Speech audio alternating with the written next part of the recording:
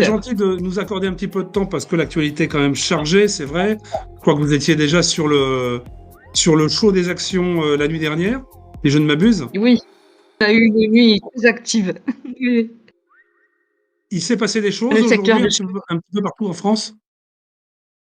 Eh ben, écoutez, il s'est surtout passé à Paris là, hein, les patriotes, qui faisaient circuler leurs camions, dans Paris avec des affiches contre le Mercosur et Mhm. avec des slogans, excellents d'ailleurs, hein, consommateurs empoisonnés, paysans condamnés, à bas le Mercosur, Frexit. Ben, je ne sais pas ce qui s'est passé exactement, mais toujours est-il qu'il y a 2 militants qui sont en garde à vue, quoi. Enfin, c'est proprement scandaleux on se croirait dans une république bananière, quoi. Donc voilà, moi je n'en sais Le- pas plus que vous. et on ne sait pas au niveau des arguments qui ont été donnés pour ça, non, c'est juste parce qu'ils scandaient des choses qui ne plaisaient pas au pouvoir. Ben, probablement, parce que le camion n'était même pas garé, c'est d'après ce que j'ai compris, il était juste en train de circuler dans des endroits, comment dire? Stratégiques, enfin stratégiques, à la fois ouverts à la circulation. Donc je ne vois pas où est le mal. Et malgré tout, on se retrouve avec 2 militants en garde à vue, donc c'est quand même, incroyable, quoi. Et Effectivement. apparemment, ce camion doit circuler dans toute la France, donc on doit s'apprêter à l'accueillir et à mobiliser aussi nos paysans. Bien sûr, on va en parler largement ce soir. On a un petit peu moins d'une heure pour ça, puisque Florian Philippot a son direct tout à l'heure à 19h sur sa chaîne YouTube. Donc, on va essayer de faire concis. Ce qui nous préoccupe tous, je dis nous, parce que je nous englobe avec, puisqu'on est dans le combat avec nos amis paysans, c'est surtout cette histoire de Mercosur et de libre-échange, surtout, qui est sur le grill en ce moment et qui, on peut le comprendre, mécontente énormément toute la France paysanne. Est-ce qu'on peut revenir, parce que tout le monde n'a peut-être pas forcément toutes les données, sur l'histoire de ces traités de libre-échange, rapidement? Oui, vous avez raison. Effectivement, il faut revenir là-dessus parce qu'en fait, le libre-échange, c'est dans l'ADN de l'Union européenne. En fait, dès sa création, en 1957, à l'époque, elle ne s'appelait pas Union européenne, mais CEE, c'est-à-dire Communauté, communauté Économique européenne. économique européenne. Bah, Oui. déjà, son objectif principal, c'était l'ouverture des frontières à l'intérieur de la CEE.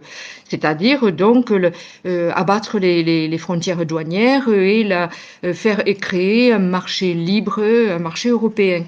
Sauf qu'à à l'époque, pardon, il n'y avait que 6 États membres. Il y avait la Oui. France, l'Allemagne, l'Italie et puis les 3 pays du Benelux là, hein, Belgique, Pays-Bas, Luxembourg. Donc en fait, bon, les choses étaient un peu plus simples, mais déjà donc, la PAC, la politique agricole commune, elle a commencé au début de 1962 et déjà à partir de 62, il a commencé à y avoir les plus petits paysans qui ont été en très grande difficulté à cause de ce libre-échange.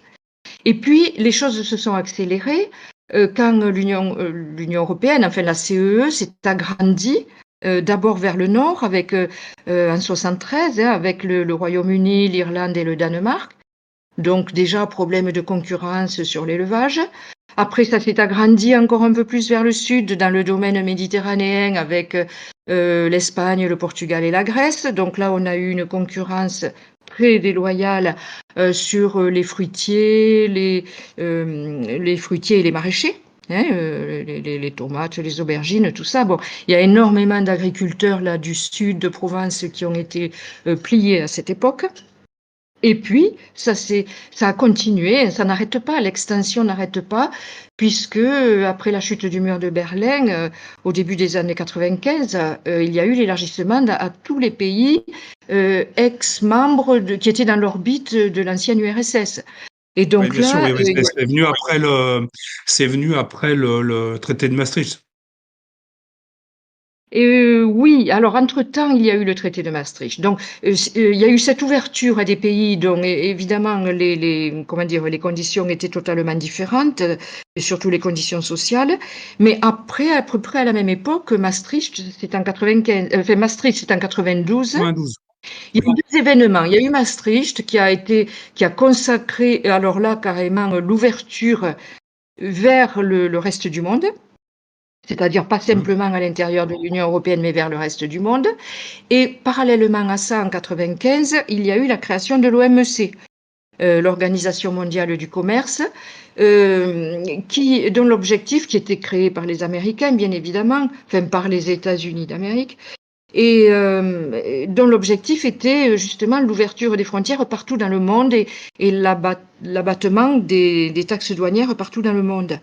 Donc tout ça, si vous voulez, c'est allé crescendo jusqu'à la création de zones de libre-échange. En fait, l'Europe était la première zone de libre-échange. Mais après, il y a eu l'ANA pour l'Amérique du Nord, il y a eu l'ASEAN pour l'Asie du Sud-Est, etc., etc. Et donc tout ça s'est accompagné de signatures d'accords de libre-échange. Et entre-temps, la Commission européenne avait pris un pouvoir beaucoup plus important et en fait, elle a la compétence totale sur le commerce. Et donc, elle signe à tour de bras des traités de libre-échange. Alors, mais écoutez, on connaît beaucoup celui avec la Nouvelle-Zélande parce que, bon, nous, chez nous, dans le Lot, bien évidemment, les éleveurs de brebis ont été touchés parce que la Nouvelle-Zélande, c'est le premier producteur mondial d'ovins. Mais en fait, il y a eu également, il y a plein de traités en cours de négociation avec l'Australie. Il y en a un qui a été signé avec le Chili, qui a aussi, comment dire, précipité l'importation de viande d'ovins. L'Inde, l'Indonésie, la Malaisie, le Mexique, les Philippines, la Thaïlande, etc. Et en Et ce puis il y avait moment, eu, je crois aussi, les accords avec le CETA à une époque aussi, je crois, si je me ça, souviens c'est bien. ça. Mm. Mais oui, mais alors ils sont en cours parce que ce qui s'est passé, entre-temps, voilà ce qui s'est passé.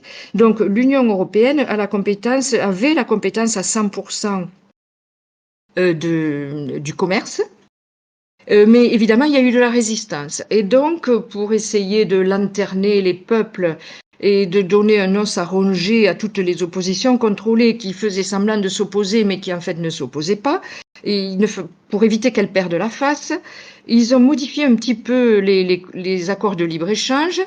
Et dans les accords de nouvelle génération, en fait, l'Union européenne, la Commission européenne, a la compétence sur 90% de l'accord, c'est-à-dire toute la partie commerciale. Et le petit os à ronger, c'est les 10% qui restent, dans lesquels, eh bien, il y a tout un tas de choses dont je ne parlerai pas ce soir, mais il y a surtout la possibilité pour les États membres qui sont concernés de négocier ce qu'ils appellent des clauses miroirs. Alors, franchement, ils appellent ça des clauses miroirs. Moi, j'appelle ça le miroir aux alouettes parce que c'est un leurre, quoi.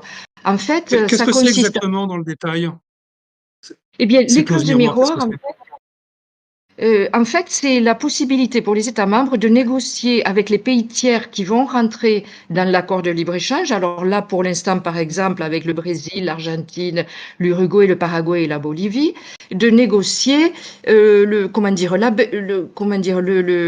rééquilibrage de leurs normes avec les nôtres.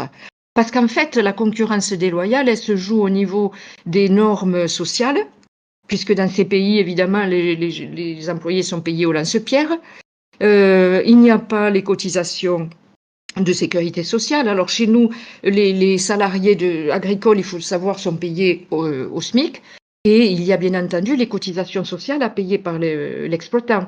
Parce que chez nous, c'est normal, nous avons une sécurité sociale qui a été, comment dire, le résultat de décennies et même de siècles de lutte sociale et la sécurité sociale a été mise en place par le général de Gaulle en 1946 avec, si vous voulez, tout le contexte du CNR, du Conseil national de la résistance et les communistes qui étaient là-dedans.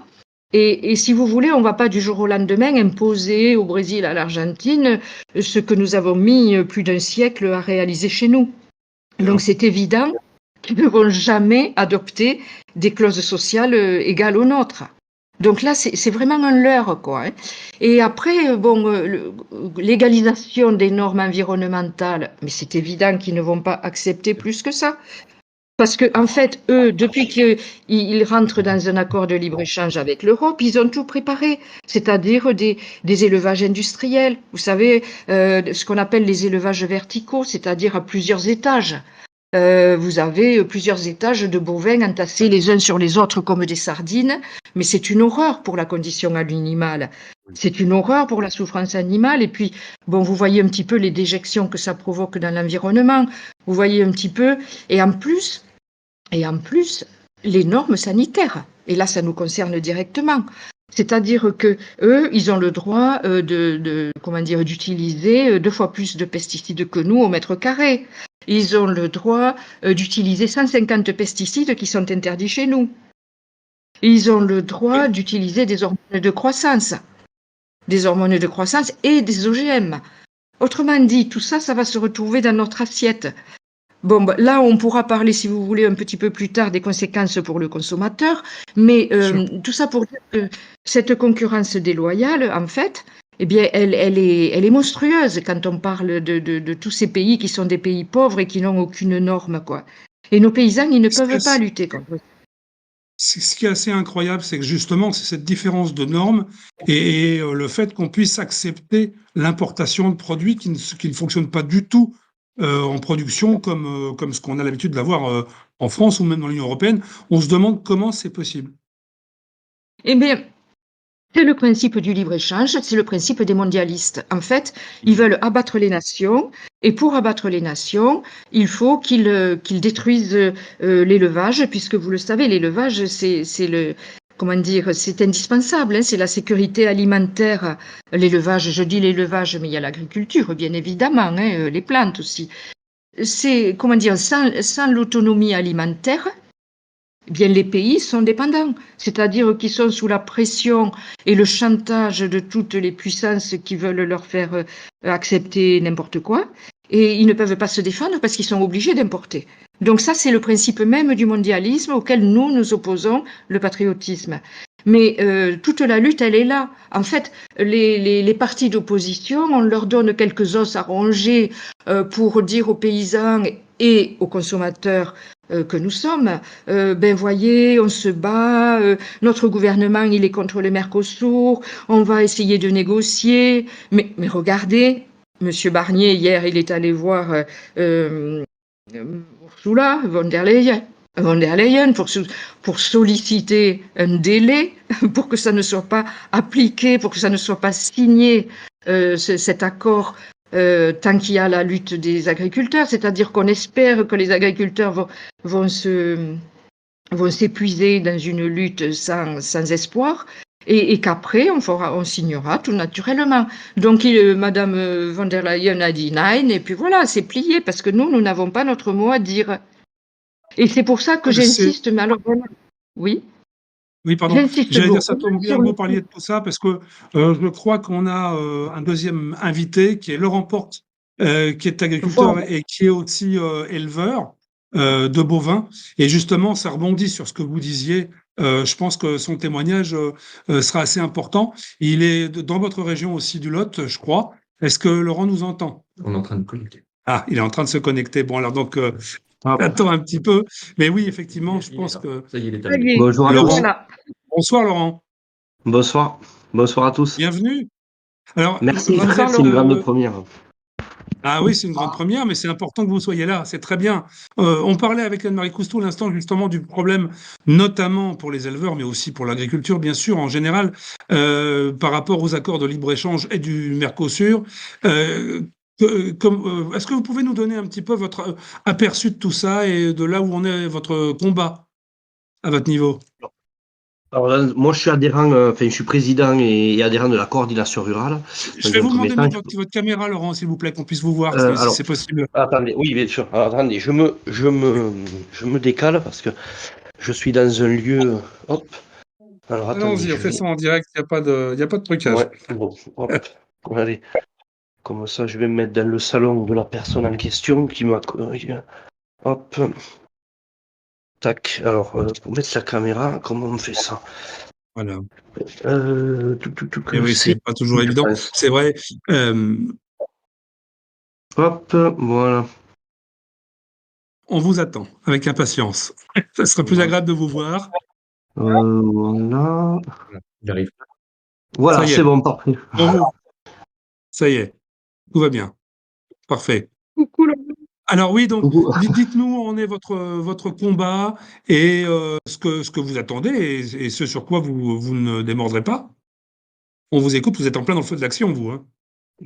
Ouais, alors donc nous, alors là ce soir on va faire une action ben, contre le Mercosur qui va finir de liquider nos exploitations d'élevage dans nos zones, en sachant que le Lot et toute la partie sud-ouest, c'est des secteurs d'élevage. Hein. Il y a pas trop, enfin il y a des secteurs de céréales, mais nous le Lot c'est beaucoup de la céréale, de l'élevage pardon, L'élevage. bovin et ovin. Donc on est en pleine dedans par rapport au Mercosur. Donc ça va être un impact direct Bien sûr, sur nos territoires. Hein. bien sûr. Et Euh, vous avez je prévu, crois sans dévoiler évidemment d'actions précises, mais des choses d'ici la semaine prochaine encore ou ce week-end? Oui, donc là on va faire du blocage de fret. Nous alors on sera sur Brive et Toulouse à Colomiers également. Voilà. D'accord, Donc, très j'espère bien. que j'en dirai pas plus. Voilà. J'en dirai pas plus parce que je sais pas qui écoute ou pas. Bon, enfin, voilà, passons. Mais on veut pas que l'action tombe à l'eau ou qu'on soit. Voilà. Est-ce que Laurent peut reculer un petit peu? Ah, Laurent me demande si vous pouvez reculer un tout petit peu par rapport à votre caméra. Ah, comme ça. Vous Ouais. reculez vous-même de votre Excusez-moi, caméra. Pierre Emmanuel, excusez-moi, Oui. mais on avait demandé à Laurent de parler surtout de la concurrence déloyale au sein même de l'Union européenne. Et c'est là-dessus qu'il devait. Ben, on va y venir justement. Si Laurent peut nous expliquer tout Ouais. ça, oui, ça sera volontiers. Alors attendez, hop, 2 minutes, je mets le t-shirt, je reviens. Hop. Alors la concurrence déloyale au niveau des pays à l'intérieur de l'Union européenne. Hop. Le problème qu'il y a, c'est qu'on n'a pas les mêmes réglementations d'un pays à l'autre. Alors c'est là où est le leurre de l'Union européenne, c'est que on est dans un carcan qui fait que tous les pays n'ont pas les mêmes règles. Et il y a des produits autorisés en Espagne, en Italie et autres qui nous sont interdits à nous.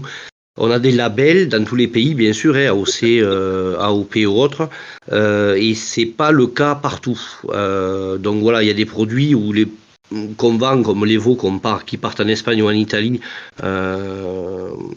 qui nous reviennent et qui avec des produits qui sont interdits en France et qui sont tolérés là-bas.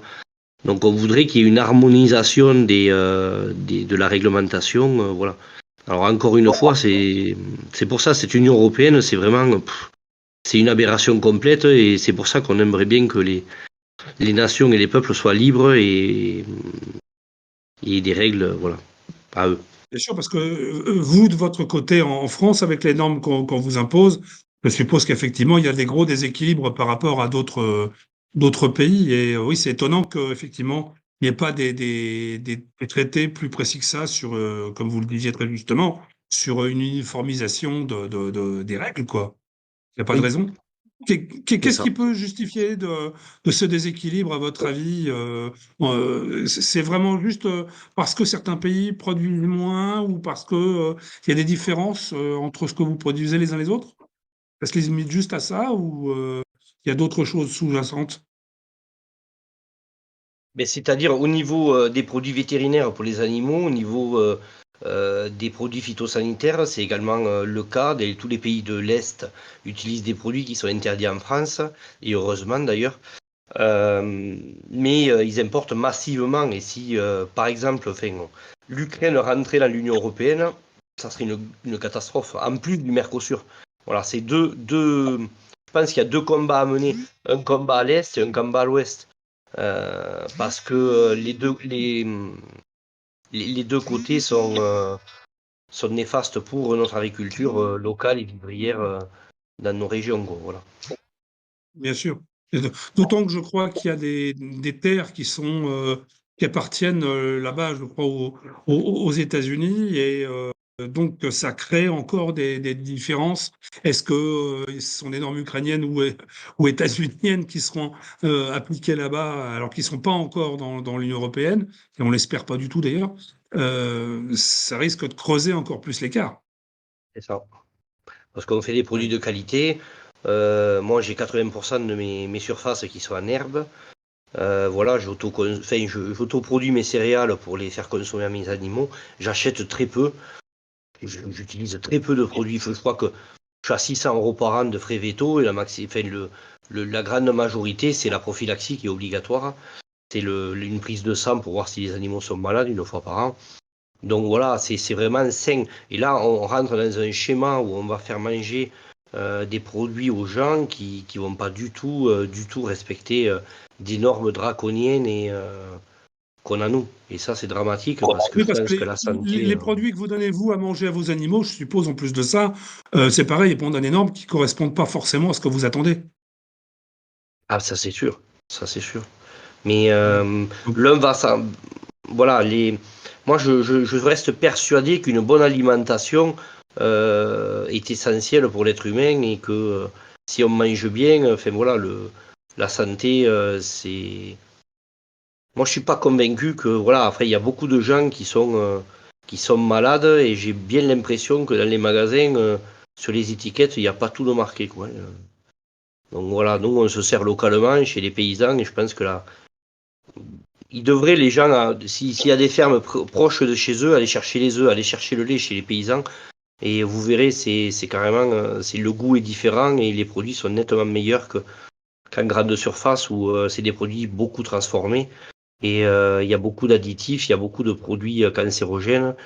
Voilà. Après, du local plus vous que. prêchez un convaincu et je pense que parmi les gens qui nous regardent là, là en ce moment, je pense qu'il y a beaucoup de gens qui sont comme ça. On revient beaucoup sur des valeurs sûres. Ça, c'est évident. Anne-Marie, vous voulez ajouter quelque chose, un petit mot sur tout ça? Eh bien, oui, enfin, je crois que Laurent a dit beaucoup là de la concurrence intérieure à l'Union européenne et du danger. Mhm. Mais l'Ukraine, vous savez, l'Union européenne a déjà permis à l'Ukraine, elle a déjà abaissé les barrières douanières avec l'Ukraine. Donc, tous les pays membres de l'Union européenne sont envahis de poulets et d'œufs. euh, qui viennent d'Ukraine et donc qui sont produits de cette manière-là. Même sans que l'Ukraine soit encore admise dans l'Union européenne, les produits, notamment les céréales, et qui d'ailleurs sont des céréales dangereuses puisque ce sont des blés de semences et normalement impropres à la consommation, mais en plus les poulets et les œufs. Donc, de plus en plus, les gens se méfient de cela, mais le projet de l'Union européenne, c'est de supprimer les AOC et les AOP. Parce qu'évidemment, si les gens ont la possibilité de choisir, ben, dans la mesure où ils auront les moyens, ils choisiront les produits français. Sauf que le projet de l'Union européenne, c'est justement de les empêcher de choisir. Donc, on retombe toujours sur le même problème. Tant qu'on est dans l'Union européenne, de toute façon, on est perdant et de toute façon, on est obligé de manger ce qu'ils veulent nous faire manger. Et je ne parle pas des insectes et des viandes de laboratoire. Hein. Là, on en est pour l'instant juste aux aliments frelatés qui veulent nous faire importer. Oui, oui. Parce que même pour les insectes, c'est déjà une aberration de toute façon environnementale et de libre-échange, puisqu'ils traitent avec des pays d'Asie, et donc on est complètement out par rapport à ça. Parce que c'est ce que les gens ne réalisent pas, de toute façon. Pour juste faire cette parenthèse sur les insectes, d'autant que si on se basait là-dessus, et il y avait jusque-là des usines en France même qui en font, à Amiens notamment, et qui sont du coup même au bord de la faillite parce qu'il y a cette concurrence déloyale qui vient d'étrangers. Voilà, juste pour cette parenthèse sur les insectes. Mais c'est pas du tout notre culture, c'est vrai. Donc, il Tant faut mieux qu'elles soient privilégier en les faillite. produits de nos agriculteurs. Pardon? Pardon? Je dis tant mieux qu'elles soient en faillite. On ne va pas pleurer parce que bon, Oui. des insectes, on n'en veut pas. Hein. Non, c'est sûr. C'est sûr. Euh, c'est- pour revenir sur cette histoire de libre-échange, au niveau du Mercosur, est-ce qu'il y aurait un moratoire possible pour pouvoir faire valoir que ben on n'en veut pas quoi? Est-ce que c'est une possibilité à mettre en place ou Alors On justement, l'espère. ça c'est le gros argument des oppositions contrôlées, enfin ce que j'appelle les oppositions contrôlées, qui se disent patriotes. Vous voyez, des gens, ben justement comme Zemmour, là, comme Zemmour, mais bon aussi comme bon, tous ceux qui se disent souverainistes et qui en fait ne le sont pas. Parce que quand on ne veut pas sortir de l'Union européenne, on n'est pas souverainiste, on ne l'est pas. Donc, évidemment? l'os à ronger, c'est de leur faire croire qu'il pourrait y avoir soit des dérogations, hein, ça c'est le cas par exemple pour le marché européen de l'énergie, soit des moratoires. Moi j'ai vu que LFI a mis dans son programme un moratoire par rapport au Mercosur. C'est-à-dire qu'en fait, ils ne sont même pas contre le Mercosur, mais ils sont pour un moratoire. Mais qu'est-ce que ça va faire de C'est reculer ça. cela, mais je pense que dans le RN, c'est pareil. Le RN, je n'ai pas vu leur programme, mais bon, en fait, qu'est-ce qu'ils font croire aux gens? Ils font croire qu'ils sont contre le Mercosur, mais concrètement, ils ne sont pas pour sortir de l'Union européenne. Donc automatiquement, ils sont pour le Mercosur. Parce qu'ils font croire qu'on pourrait faire opposition, qu'on pourrait retarder les choses. Mais on ne va pas les retarder. On a bien vu que Ursula, elle a dit Nein à Barnier. Voilà, point à la ligne. C'est pas la peine d'insister et de faire croire aux gens. Donc moi, ce que je dis, c'est que ce sont des mensonges. Ce sont ni plus ni moins que des mensonges qu'on sort aux paysans pour les lanterner, pour, pour qu'ils se disent bien, oui, peut-être on arrivera à faire pression sur l'Union européenne. Mais non, non, on ne peut pas faire pression sur l'Union européenne. C'est elle qui a la main sur le commerce. Et c'est elle qui est pressée de signer. Parce que tous ces gens qui dominent l'Union européenne, en fait, ils sont dans les mains de l'Allemagne, quoi. Hein. Je veux dire, Ursula von der Leyen, Scholz l'était à l'époque, le nouveau, là, il l'est également. Donc, ils sont pressés de signer parce qu'en fait, leur industrie automobile est en faillite à cause du marché européen de l'électricité. Et donc, pour sauver leur industrie automobile, ce qu'ils voudraient, c'est ouvrir cet immense marché de l'Amérique du Sud. Donc, eux, ils sont pressés et c'est eux qui décident. Nous, à côté, on est quoi? On est que des caniches qui obéissent, quoi. Ça, il faut absolument que les gens le comprennent. Il faut que les directions des partis politiques, les directions syndicales et tout, mais les gens et les simples citoyens le comprennent. L'Union européenne, c'est comment dire, j'allais dire une dictature, mais oui, ils nous imposent, Ouais, donc c'est c'est ça. une dictature. Ils nous imposent un diktat et ce n'est pas la peine d'essayer de nous dire que le diktat sera plus souple ou qu'il sera plus lointain ou qu'il nous laissera un temps de répit. Non, il ne nous laissera rien du tout. Dès qu'il sera signé, c'est-à-dire là avant la fin de l'année, eh bien, il va tuer. Déjà, on a 2 paysans qui se suicident chaque jour. On a une trentaine de fermes qui mettent la clé sous la porte chaque jour. Eh bien, là, ça va s'accélérer. Je veux dire, à un moment donné, c'est une question de vie ou de mort, et on n'a plus le droit de jouer comment dire, à faire croire aux gens que ça pourrait s'arranger. Voilà. Donc les C'est pour ça moratoires, non. que c'est pour ça que justement, vous faites bien de parler de ça. Quand on dit que toutes ces normes tuent les paysans et la paysannerie, c'est bien le cas au sens propre comme au sens figuré, malheureusement. Et on comprend C'est le ça. combat légitime. Et le souci qu'il y a, c'est que là où nos amis paysans ne doivent pas se faire avoir une deuxième fois, c'est qu'on a déjà eu un épisode au début de l'année quand même, où effectivement la FNSEA a fait miroiter qu'il fallait attendre, que ceci, que cela, et puis en fait rien ne s'est fait du tout. Là, si vous me confirmez si je dis des bêtises, mais je crois que lundi qui arrive, ils ont prévu de faire un piquet de grève, démarrer une grève pour justement contester les accords de Mercosur, mais c'est la FNSEA. On sait qu'ils Exactement. sont européistes. Donc, Bien sûr. c'est encore la même chose, c'est le même problème soporifique pour essayer d'endormir le mouvement paysan qui se révolte en ce Mais tu sais, moment, ça fait quoi. 40 Qu'est-ce ans que qu'ils vous en pensez, manifestent. Laurent? Exactement, vous avez tout à fait raison, ça fait 40 ans qu'ils manifestent et qu'ils manipulent la base des paysans. Et ça fait que c'est dramatique parce que comment on peut se faire avoir par ce genre de... Ils font de la cogestion avec le gouvernement, avec tous les gouvernements successifs. Et ils ont toujours fait de la cogestion, ils l'assument pleinement. Donc c'est pas un syndicat de contre-pouvoir, c'est un syndicat d'État. C'est comme si le MEDEF, par exemple, allait manifester avec la CGT. C'est improbable, vous voyez ce que je veux dire. Oui, c'est Et, et, improbable. euh, et la FNSEA, c'est notre MEDEF à nous.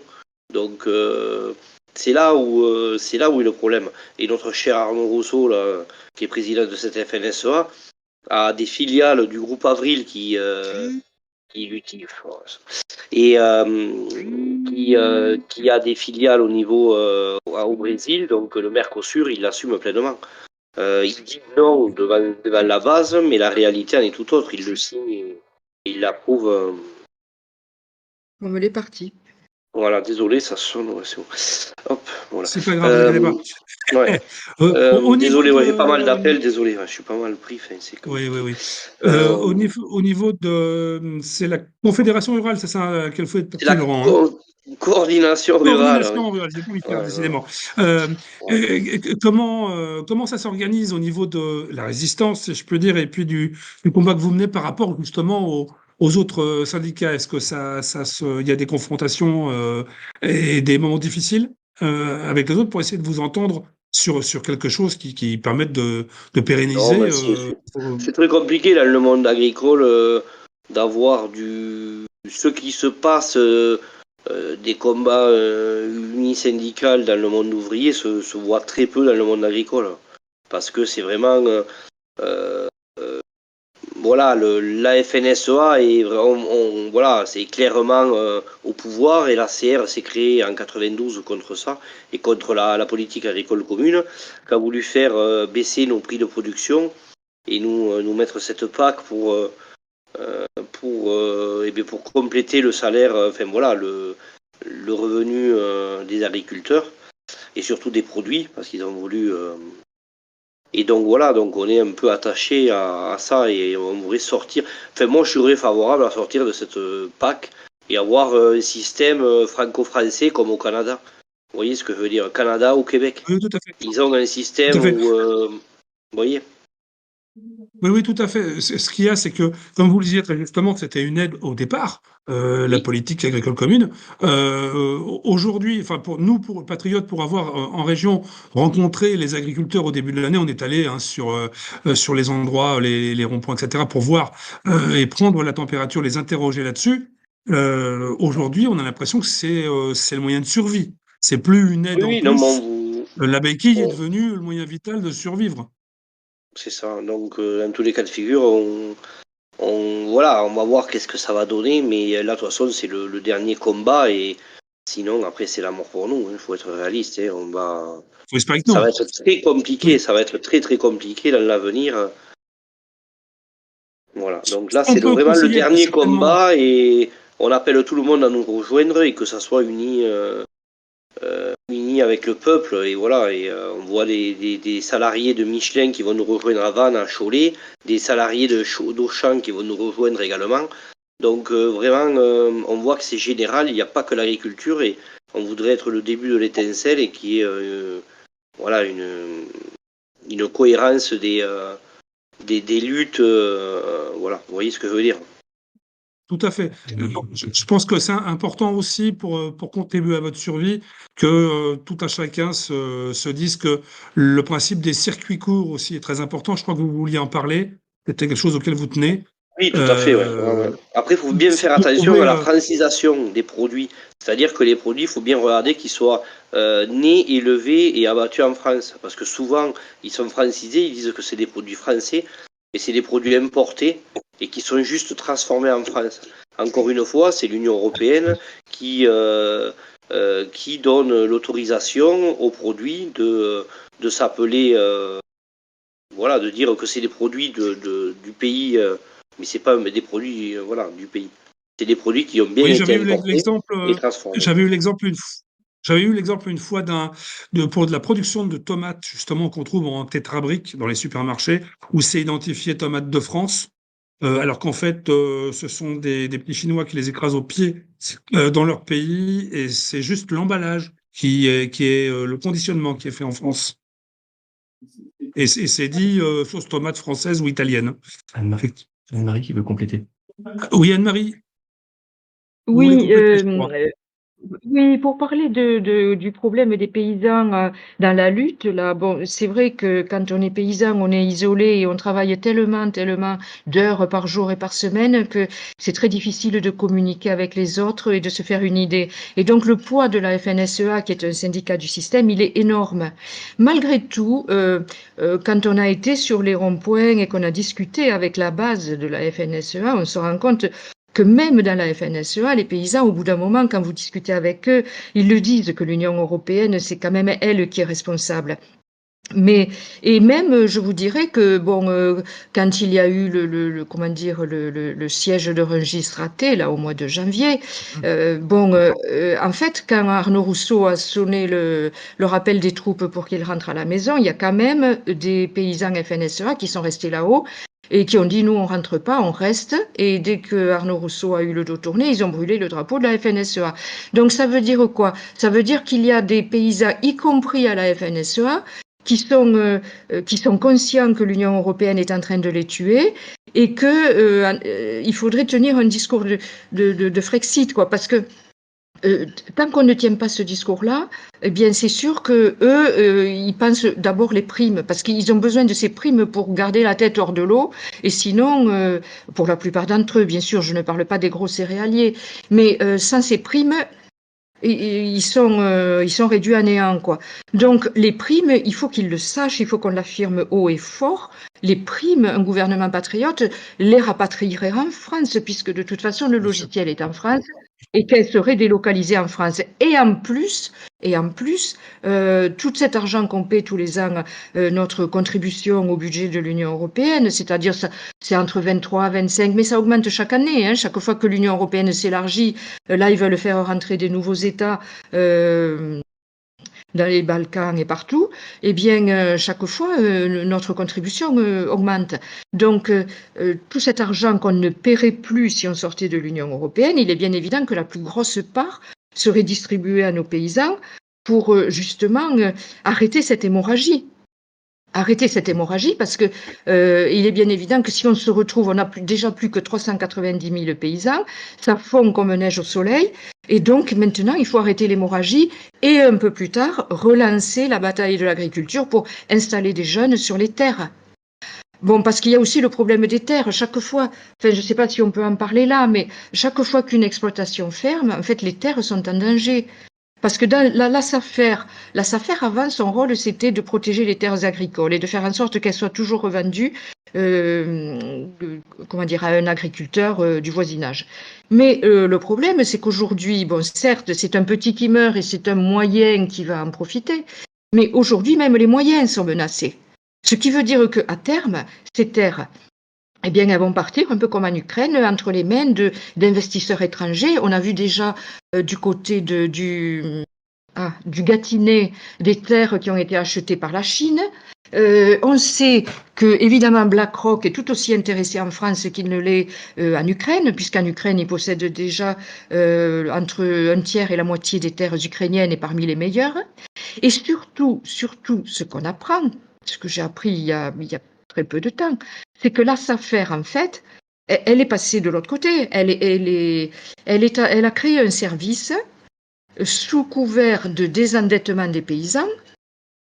Eh bien, elle est en train de les exproprier. C'est-à-dire que on leur dit, ben, écoutez, on va vous enlever vos dettes, parce que tous les paysans aujourd'hui sont endettés, mais de manière phénoménale. Donc, on va vous payer vos dettes à votre place, mais en échange, vous nous cédez les terres. C'est-à-dire, les paysans deviennent locataires sur leurs propres terres, ils deviennent fermiers sur leurs propres terres, et ça y est, les terres leur échappent. Alors, dans un premier Ils sont temps, gérés ça par fait des grosses structures derrière, et eux ne sont plus que, grosso modo, les employés de ces grosses structures. ça. Et alors, en fait, la SAFER, elle n'a pas les moyens d'acheter les terres. En fait, elle les achète pour ordre de quelqu'un qui veut les acheter. Alors, bien sûr, dans un premier temps, ça peut être des agriculteurs voisins, je ne dis pas le contraire, mais dans un second temps, quand ces agriculteurs voisins seront eux aussi ruinés, ben, ça partira entre les mains d'investisseurs, de fonds de pension, de BlackRock et tout ça. Donc, je veux dire, il y a un énorme danger là. Il y a vraiment un enjeu capital, parce qu'un pays qui perd ses terres, ça devient c'est quoi? C'est un pays du tiers-monde, quoi. C'est un pays qui ne peut même plus produire. Donc, il en va de notre souveraineté alimentaire. Il en va de l'avenir de nos enfants, quoi. Je veux dire, c'est un problème qui est aujourd'hui plus que dramatique. C'est tragique, quoi. C'est une question de vie ou de mort. De vie ou de mort Bien pour sûr. les paysans et pour nous, citoyens français, qui sommes menacés d'être tiers-mondisés, ni plus ni moins. Oui, d'autant que, comme vous le disiez tout à l'heure, la jeune génération n'a pas vraiment envie de reprendre derrière leurs aînés l'exploitation. C'est vrai que c'est un travail difficile, même si c'est très mécanisé maintenant, mais c'est quand même un travail extrêmement difficile. Et compte tenu des normes qu'il y a, se retrouver étranglé, en plus en héritant des dettes, malheureusement, des aînés, c'est pas toujours facile, quoi. C'est-à-dire que non seulement il travaille énormément, c'est 70 heures par semaine et même plus, mais en plus, il n'arrive même pas à dégager de là un salaire convenable, quoi, hein, parce que, en fait, ils sont imposés sur l'exploitation, sur les résultats de l'exploitation, mais comme dans toute exploitation, on doit mettre de l'argent de côté en réserve pour les investissements, pour les machines qui tombent en panne, pour éventuellement acheter un terrain pour élargir l'exploitation, pour élargir le troupeau, etc., etc. Donc tout ça, c'est imposé, alors que normalement, seul le salaire devrait être imposé. Et ça, c'est un des combats d'ailleurs des paysans aussi, hein. Mais du coup, ils n'arrivent pas à s'en sortir, ils vivent dans la misère, hein. Il y a beaucoup de nos paysans Je qui dois sont... vous laisser. Anne-Marie, je dois vous laisser, Ouais, excusez-moi. Voilà. oui. Je vous Bah, souhaite une bonne merci d'être soirée à passé, tous. Laurent. Bon Avec grand courage. plaisir. Merci beaucoup. Merci Laurent. Merci, au revoir. Merci Et bon Laurent. courage à vous. Merci Force à beaucoup. Et vous. bonne continuation. Merci, au revoir. Au revoir. Au revoir. Oui, en fait, Laurent, là, il est parti à les paysans du Tarn-et-Garonne, Oui. à l'initiative de Pierre-Guillaume Mercadal, invite des hommes politiques les uns après les autres pour savoir, et au milieu d'assemblées de paysans, on va dire, pour savoir quel est leur programme, justement, par rapport à la paysannerie, pour sauver la paysannerie. Et donc, ils ont commencé, là, aujourd'hui, avec Zemmour. Ils sont à D'accord. Golfech.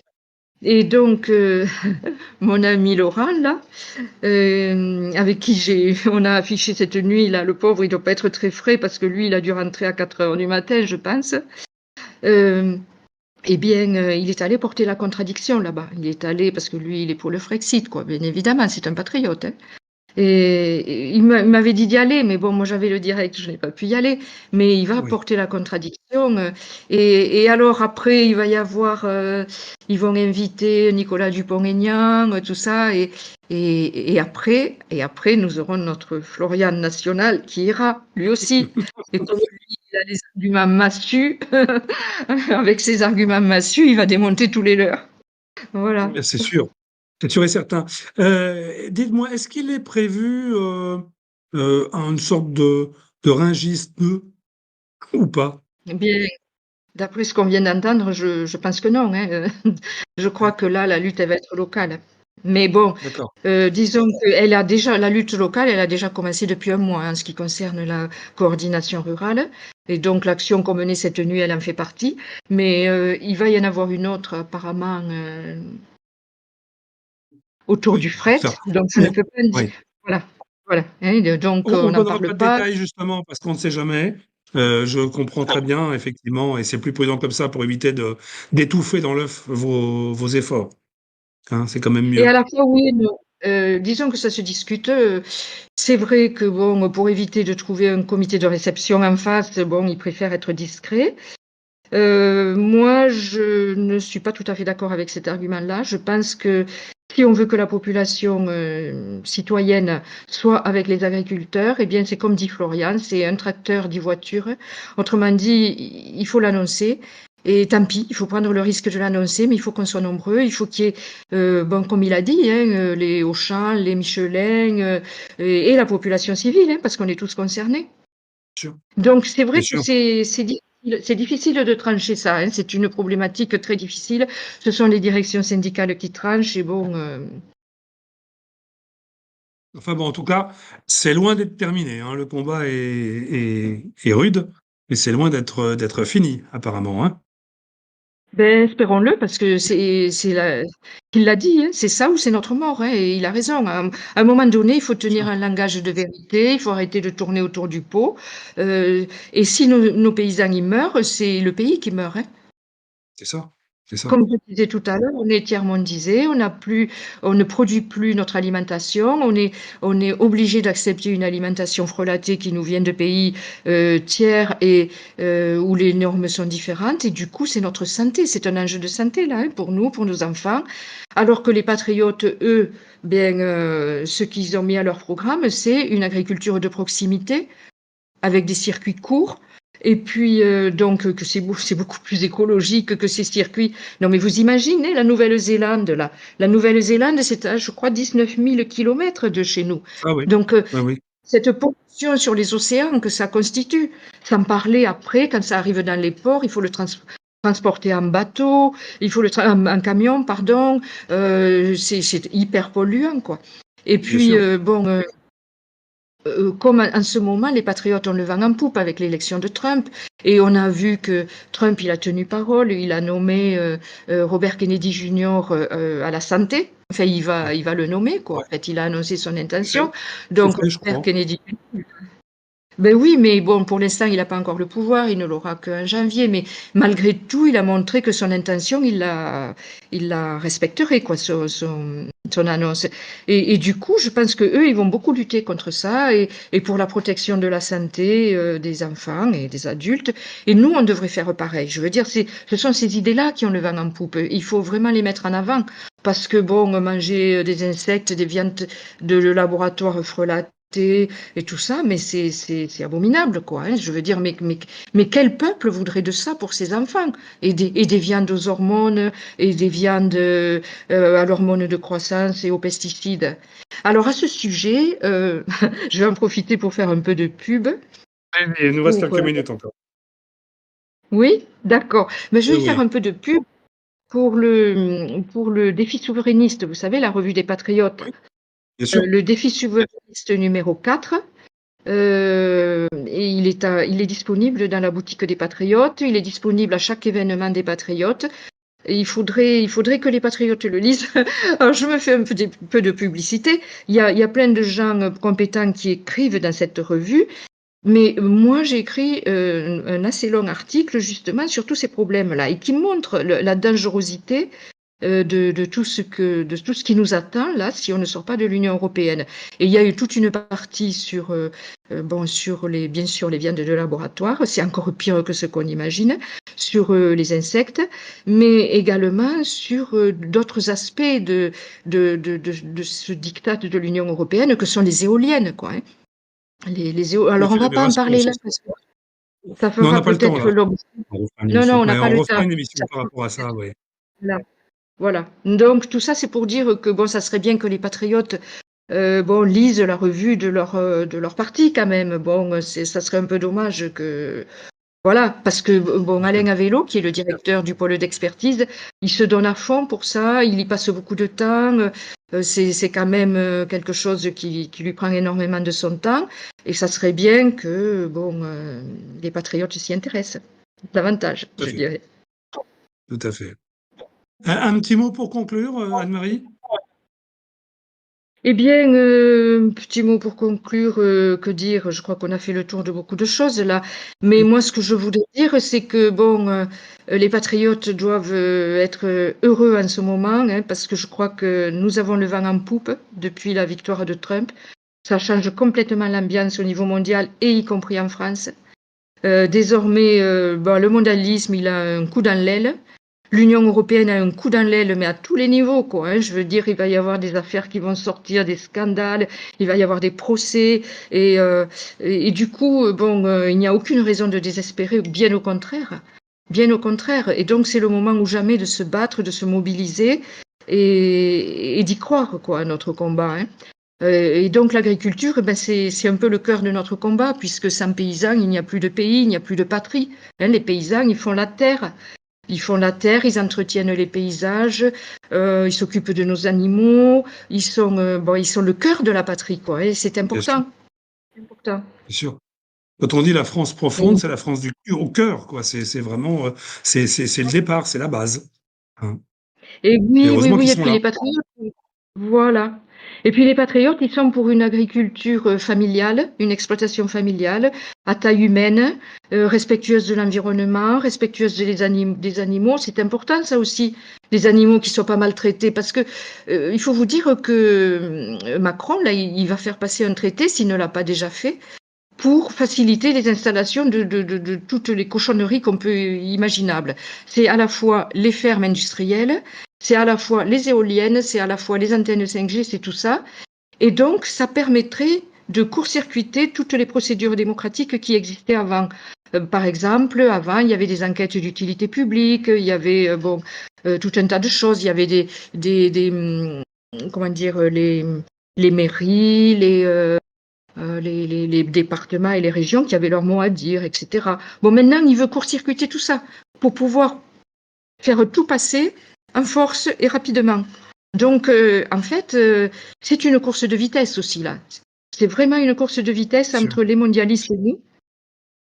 Et il faut défendre cette agriculture familiale à taille humaine qui produit de bons produits du terroir.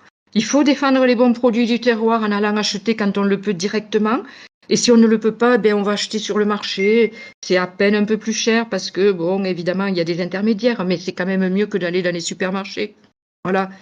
Et puis, il faut surtout refuser l'agriculture et l'élevage industriel, qui est une véritable horreur, quoi. Hein. Et malheureusement, si on ne fait pas le Frexit, eh ben on va avoir de ça partout. Hein. Les fermes des 1000 vaches, là, des 100 000 canards et tout ça, ça va être une horreur, quoi. C'est une épouvante pour les animaux aussi, oui. C'est vrai. Pour les animaux, pour les humains, pour les éleveurs, pour tout le monde, quoi. Hein. Donc, s'il y a un message à faire passer, c'est celui-là. C'est un message d'espoir. Hein. Les patriotes ont le vent en poupe. Nous sommes dans une bonne période là pour le patriotisme.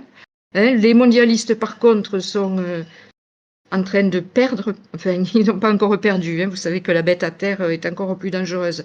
Mais c'est le moment ou jamais de se mobiliser. Voilà. Très bien, parfait. Je crois que le mot d'ordre est passé. On va s'arrêter là, Anne-Marie, parce qu'on a le direct de Florian Philippot qui commence bientôt sur sa chaîne YouTube. Donc, les personnes qui voudraient suivre comme ça peuvent tout de suite switcher, comme on dit, là-bas. Merci d'être intervenu. On se retrouve sur le Discord. Et merci de m'avoir. Bien sûr, merci sur le de m'avoir Discord. Je rappelle aussi que le... Oui, et j'en profite pour dire que c'est... J'en profite pour dire que c'est un merveilleux outil et que le Discord, vous avez créé, là, je crois, un salon pour mettre dedans les actions militantes. Donc voilà, les patriotes pourront l'utiliser si vous voulez en dire un mot de plus, quoi. Mais bon, je trouve que c'est important de le signaler. Tout à fait, tout à fait. Puis je rappelle que pour les personnes qui auront pris le direct en cours de route, il y a aussi en parallèle pour le replay une toute nouvelle chaîne YouTube qui est le Discord des Patriotes, chaîne YouTube Discord des Patriotes, où vous pourrez retrouver régulièrement des vidéos, dont ces entretiens. Voilà. Donc, une fois que vous avez fait le direct de Florian, allez jeter un petit coup d'œil, abonnez-vous, et c'est toujours ça de bien. Ça renforce la résistance. Parfait. Merci Anne-Marie. Merci beaucoup. Merci beaucoup à vous. Bonne soirée. Bonne fin de soirée. Et bon week-end, bon courage. Merci. Merci de même. Au revoir.